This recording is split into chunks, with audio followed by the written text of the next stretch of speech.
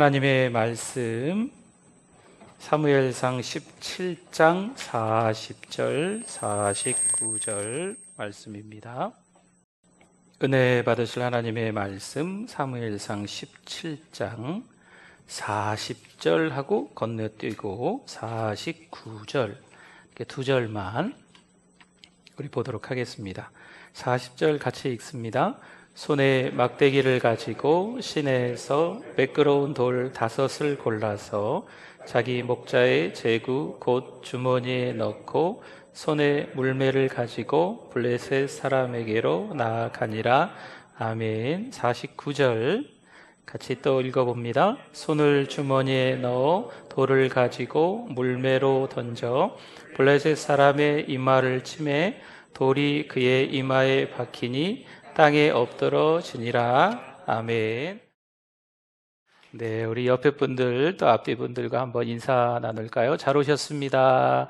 사랑합니다. 은혜 많이 받으세요. 네, 감사합니다. 도시에서 살 때는요, 뭐 약속이 많아요. 그렇죠? 만나야 될 사람도 많아요. 이 스케줄이 바빠요. 이 사람 만나야지, 저 사람 만나야지, 이 모임 가야지, 저 모임 가야지.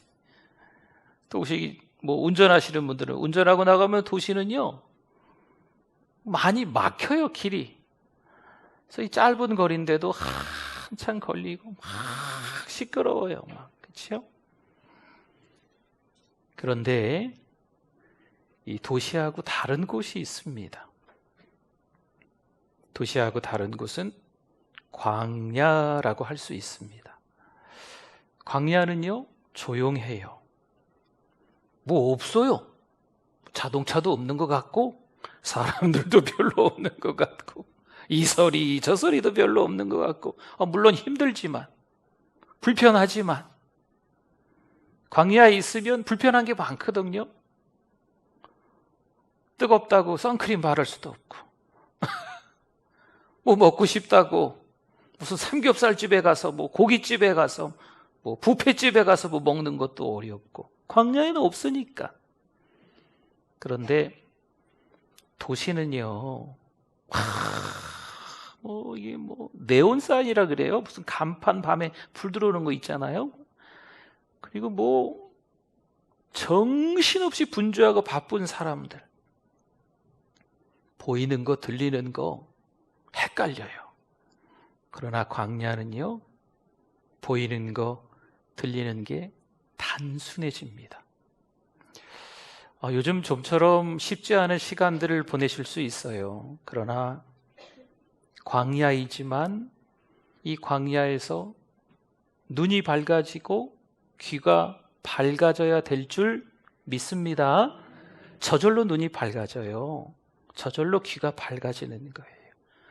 다른 소리는 안 들리니까 세상에 복잡한 여러 가지 뭐 너무 바빠가지고 그냥 허둥지둥이라 그래? 허둥지둥 했던 그런 시간들이 싹 단순화되고 정리되거든요.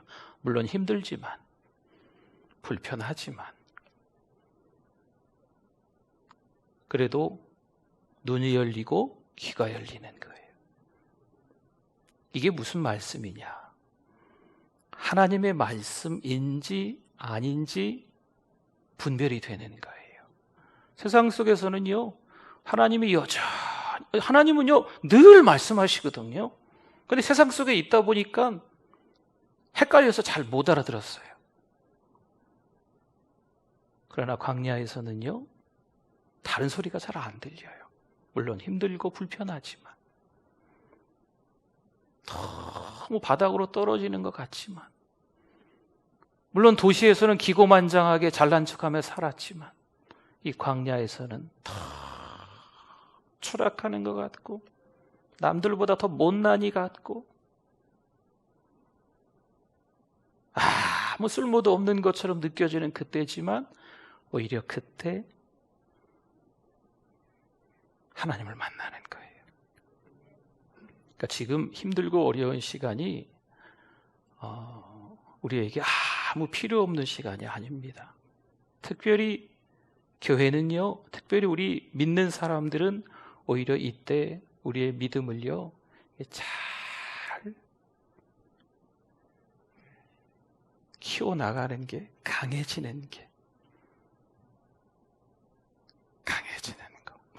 또 이게 정결해진다 그러죠. 순도 깨끗해진다 그러죠. 그런 기간이 돼야 될 줄 믿습니다. 성경책을 보세요. 네.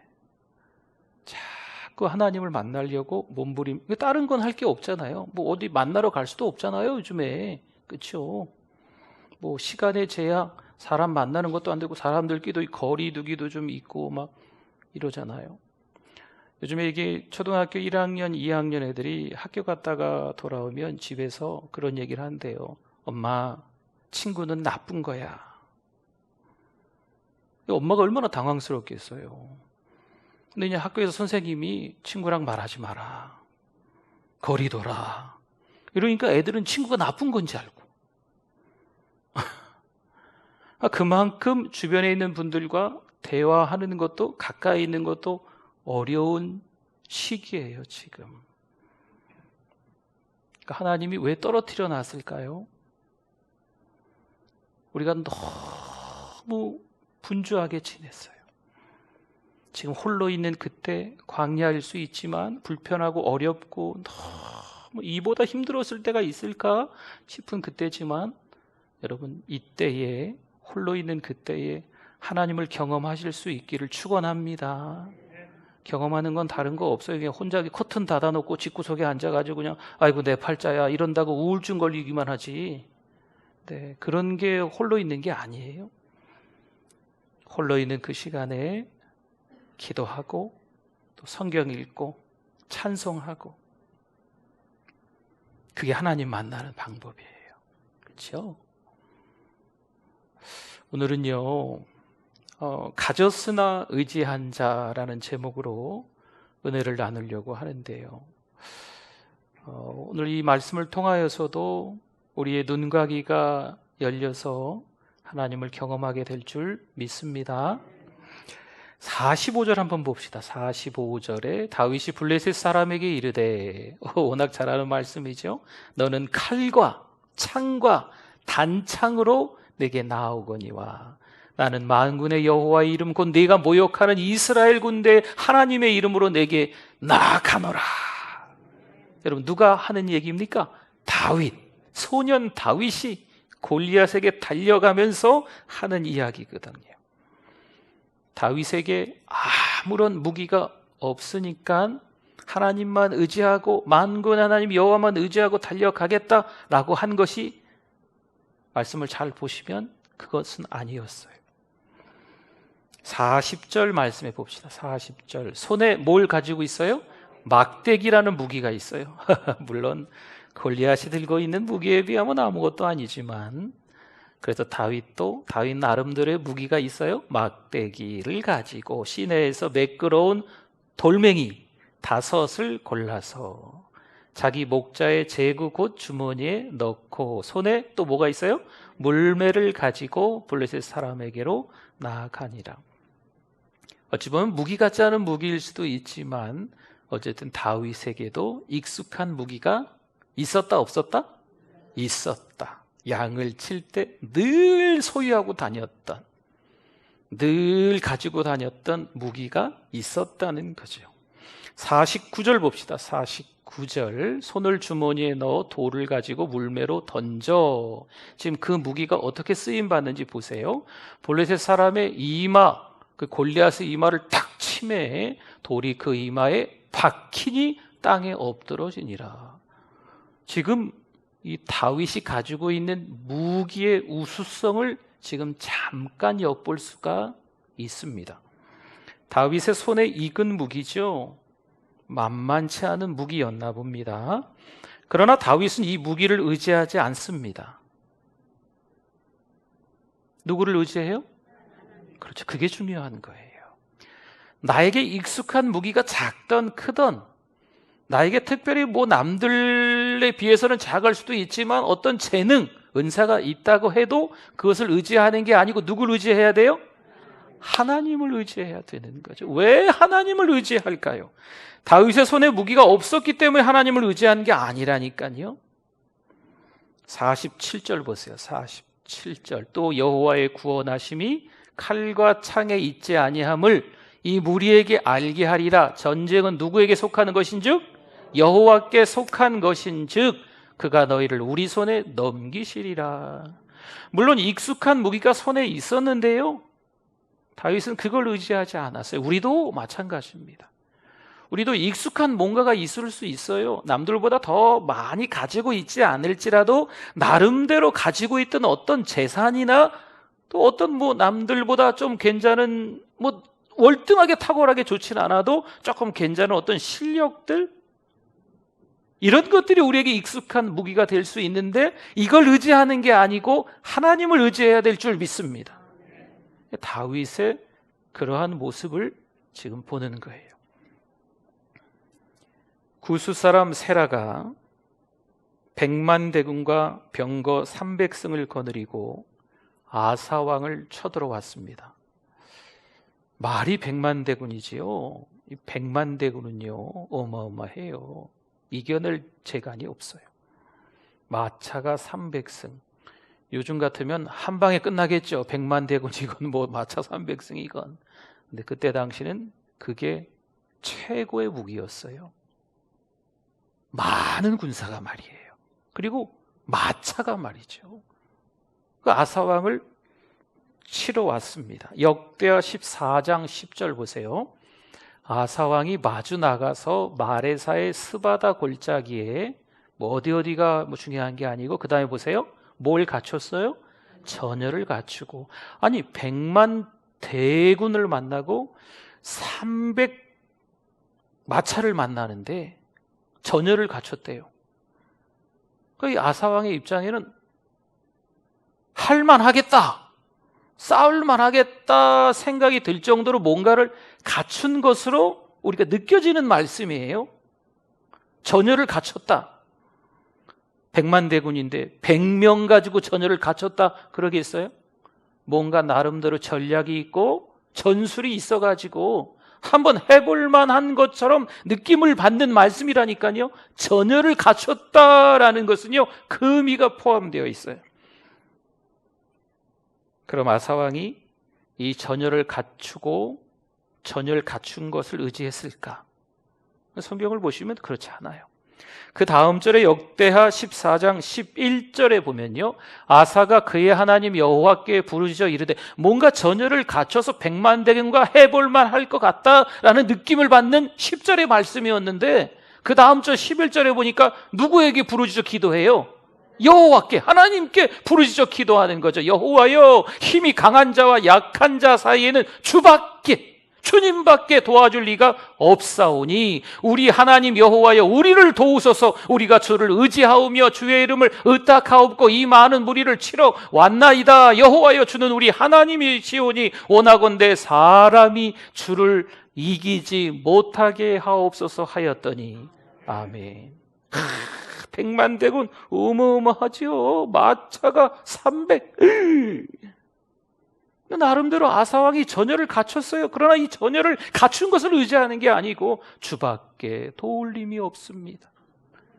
아니, 주하고 사람하고 싸우면 누가 이기겠어요? 이걸 지금 아사왕이 여호와께 부르짖어 기도하면서 하나님 도와주세요라고 하는 거죠. 전쟁의 승패는 누구에게 달렸다? 100만 대군이기 때문에 아니죠. 여러분들이 지금 고백하신 것처럼 하나님께 달려있는 줄 믿습니다. 전쟁이 어떻게 되었을까요? 결론만 말씀을 드리면 아사왕의 놀라운 승리로. 그러나 아사왕이 전열을 갖추었기 때문에 이긴 게 아니고 누가 도와주셔서?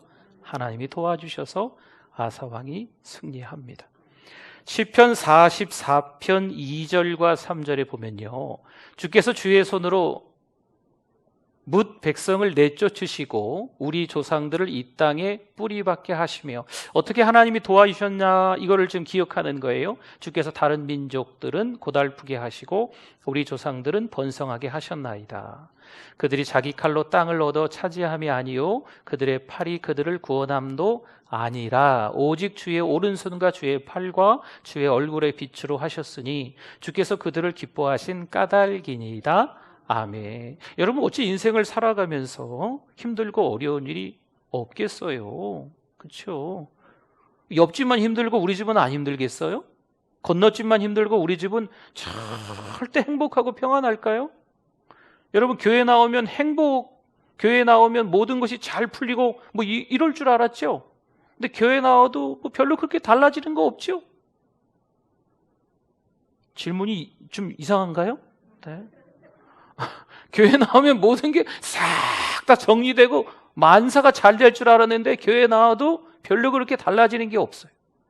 상황은 잘 안 바뀐다는 거예요. 그러나 그런 상황 가운데서도 지금 이 시편 저자의 고백은요, 하나님이 우리를 도와주셨다는 거죠. 계속해서 우리와 함께 해주셨던 그 일을 내가 기억한다는 거예요. 네. 44편 4절과 5절을 좀 봅시다. 하나님이여 주는 나의 왕이시니 야곱에게 구원을 베푸소서. 5절 우리가 주를 의지하여 우리 대적을 누르고, 여기서도 중요한 말씀이 이게 우리가 누구를 의지했다고요? 주를 의지했다는 거죠. 우리 대적을 누르고 우리를 치러 일어나는 자를 주의 이름으로 밟으리이다. 그러니까 우리가 뭔가 힘이 있어서 지금까지 잘 살았지 않습니까? 뭐 위풍당당 기고만장 뭐 잘난 척 뭐 이런 게 아니에요. 우리도 힘들죠. 여러분 신앙생활하면서 안 힘들어요? 힘들잖아요.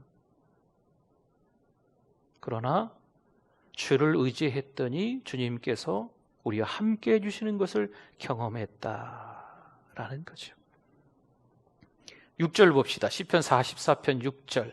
이거 보세요. 지금 이들에게 있어서도 뭔가 무기가 있었다는 거예요. 나는 내 활이 무기잖아요. 근데 이걸 의지하지 않는 거죠. 내 칼도 무기잖아요. 이걸 의지하지 않는 거죠. 이게 구원이 아니라는 거죠. 활과 칼이 무기인데 이걸 의지하지 않고 누굴 의지한다? 하나님을 의지한다. 여러분 손에 지금 뭐가 있는지 잘 보세요. 어떤 힘이 나를 지금 돕고 있는지, 돈이라는 힘이, 아니면 주변에 인맥이라는 힘이, 아니면 높은 자리에 올라가 있는 그 힘이, 뭔가 남들보다 좀 좋은 어떤 재능이, 실력이, 힘이 나를 돕고 있는지, 이거 아니거든 사실은. 이게 아니고 어떤 힘이? 하나님이 우리를 도우시는 것을 깨닫기를 바랍니다.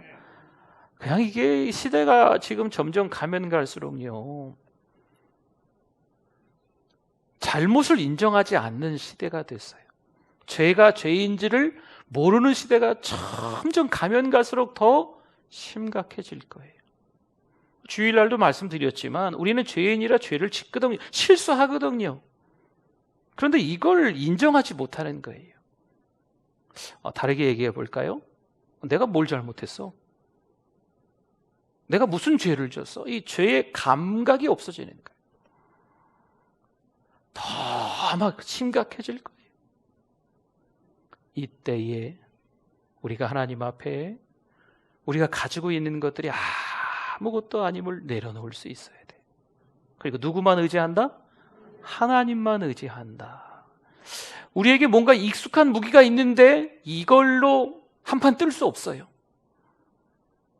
우리는 이 온 우주 만물을 창조하신 그 하나님을 의지해야 될 줄 믿습니다. 이게 가장 큰 힘이잖아요. 바울이 고린도에 가서 전도할 때입니다. 말과 지혜의 아름다운 것으로 아니했습니다. 그럼 무엇으로 했을까요?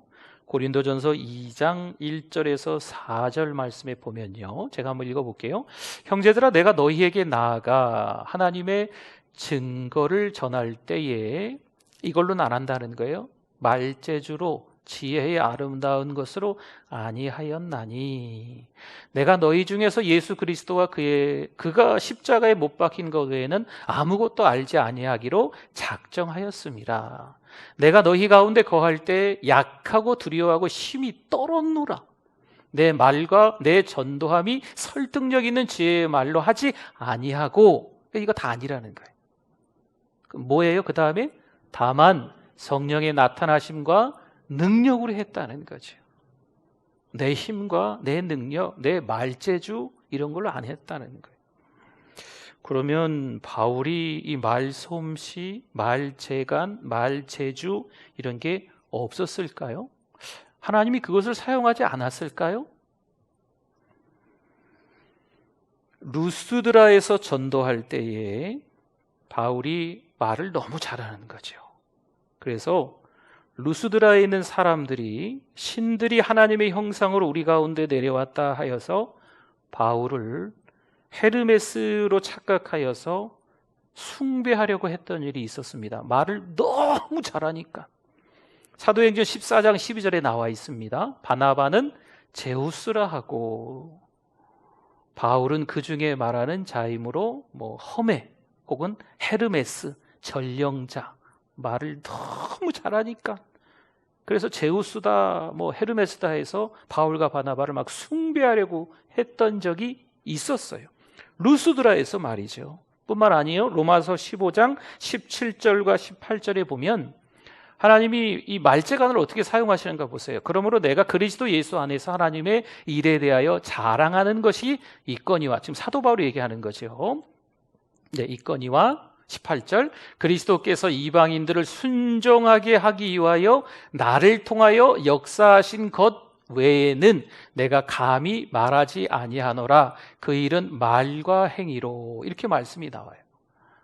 그러니까 하나님께서 복음을 전하기 위해서 사도 바울의 말재간을 사용하실 때도 있었다라는 거거든요.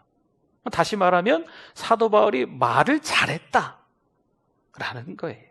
말솜씨가 좋았다, 언변에 능통했다. 그때는 수사학이라 그래요. 수사, 웅변술. 많은 사람들이 모여 있을 때 설득력이 있어서 그 사람이 말하면 기차 바퀴가 세모납니다 해도 거기에는 모든 사람들이 기차 바퀴가 언제 세모로 바뀌었지? 그런가 보다. 이게 말재주고 웅변술이에요. 그런데 그 정도로 바울이 말을 잘했다라는 거죠. 아주 말솜씨가 뛰어났다는 거예요. 그럼 바울이 다시 고린도로 갑니다. 고린도에서 전도할 때에 자기의 말재간으로 전도했을까요? 바울에게 말재간은요, 손에 익은 무기입니다. 입만 열면 아주 유창하게 말을 잘할 수 있는 사람이 사도 바울이었어요. 최고의 학력, 최고의 스승한테 배운 그 실력이 어디 가겠습니까? 아주 뛰어난 사람이죠. 하지만 그는 그 무기를 의지하지 않고 성령께서 역사해 주시기를 바라면서 복음을 전했다는 거죠. 그렇게 할 때 고린도에서 바울의 전도가 승리했던 거예요. 믿음의 사람들은요, 자기 손에 무기를 들고 있으면서도 전쟁하기 위한 만반의 준비를 갖추고 있으면서도, 말솜씨가 남다른 무기를 가지고 있으면서도 이것으로 하나님의 일을 하지 않는 거죠. 하나님의 일은 어떻게 한다? 겸손과 온유로 한다는 거죠. 누구만을 의지한다? 하나님만을 의지한다라는 겁니다. 그래야 승리가 있는 거예요. 우리는 하나님의 일을 할 때 무엇을 의지하고 계십니까? 혹시 나는 공부를 많이 해서 똑똑해, 좀 지식이 많은 것 같아, 학위가 있어, 그거 의지하십니까? 나는 지도력, 통솔력, 리더십이 아주 탁월한 것 같아, 그거 의지하십니까? 나는 실력이 좀 있는 것 같아, 남들보다 좀 뛰어난 것 같아, 그거 의지하십니까? 나는 사람들과 이 교제 능력, 이 관계성이 너무 좋아, 사회성이 너무 좋은 거죠, 그거 의지하십니까? 나는 누가 봐도 인물이 좀 잘났어. 혹시 그거 의지하십니까? 나는 가진 재산이 좀 많어. 그거 의지하십니까? 혹시 이런 것들을 가지고 하나님의 일을 하려고 하십니까? 이러한 것들을 의지하고 하나님의 일을 하려는 사람들은 실패의 쓴잔을 맛볼 수밖에 없습니다. 광야에 내몰리지 않고서는요, 하나님 앞에 쓰임받기가 어렵다는 거예요. 언제였나요? 수요일 날 그런 말씀 잠깐 드렸나요? 모세가 40년 동안 궁궐에 살 때 기고만장했어요. 그때 하나님의 부르심을 듣지 못합니다. 그러나 광야로 내몰리고 40년 동안 광야에서 얼마나 고생을 했겠어요. 그때 가시떨기에 불이 붙으면서 하나님의 임하심, 하나님의 부르심이 있었던 거죠. 출애굽기 3장에 보세요. 모세가요, 하나님, 저는 아무것도 아닌데 왜 저를 불러 쓰시려고 하세요? 40년 전에 궁궐에서 같으면요, 기고만장해서 잘난 척하다가 하나님의 부르심인지 뭔지도 모를 사람이에요. 그냥 바닥으로 하나님이 그냥 광야 한복판에서 쫙 앞으로 지침, 뒤로 지침, 옆으로 굴러, 뒤로 굴러 이렇게 하나님이 해놓으셔가지고 완전히 납작하게 엎드리니까 그때 하나님이 사용하신다는 거죠. 다윗은 어떨까요? 다윗은 손에 든 무기를 의지하지 않고 하나님의 이름만 의지하고 나아갈 때 어마어마한 골리앗이죠. 여러분, 세상 사람들도 다윗과 골리앗 얘기를 많이들 알더라고요. 운전하고 가다가 큰 덤프트럭 막 지나가면 골리앗이야, 골리앗. 네. 어마어마하게 큰 문제를 만나면 이건 골리앗이네. 네. 어떤 상징적인 의미로 그렇게 지금도 세상 사람들도 사용해요. 근데 그 어마어마한 등치, 어마어마한 문제, 우리가 해결할 수 없는 큰 상황 가운데서 해결하려면 어떻게 할까요? 어떡하지? 이 사람 찾아가야 저 사람 찾아가. 막 주머니에 돈을 저 사람 찾아가서 막 돈을 꺼야 돼. 막 이렇게 하고 막 이래. 이런 게 된다, 안 된다? 안 된다. 제가 왜 안 해봤겠어요? 여러분들 왜 안 해보셨겠어요? 그렇죠? 인생을 살면서 그러한 날들이 우리에게 부끄럽지만 다 조금씩은 있었거든요. 근데 그게 소용없었잖아요. 왜 소용없는 걸 또 하시려고 그래요? 그렇죠? 누구만 의지해야 된다? 하나님만 의지하시기를 축원합니다. 그래야 다윗이 골리앗을 이긴 것처럼 지금 우리가 너무 어려운 위기 앞에 놓여 있지만, 광야 한복판에 놓여 있지만 분명히 하나님의 뜻은 있는 거예요. 눈이 밝아진다니까요. 귀가 밝아진다니까요.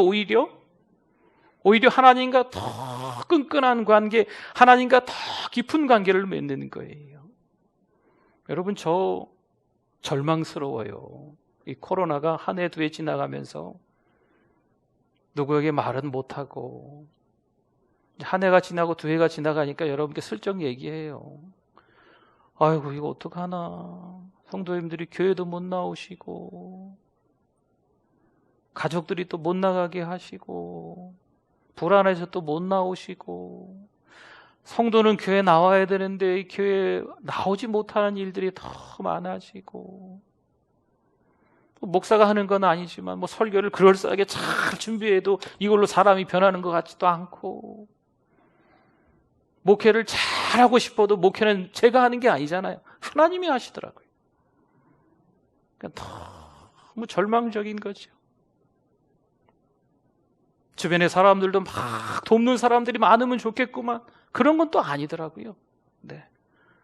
정말 감사하게도 막 적극적으로 도와주시는 분들도 있고, 또 이래저래 또 본인 의지는 아니겠지만 이렇게 또 힘들어지는 경우도 있더라고요, 제가. 네. 여러분 잘 기억하세요.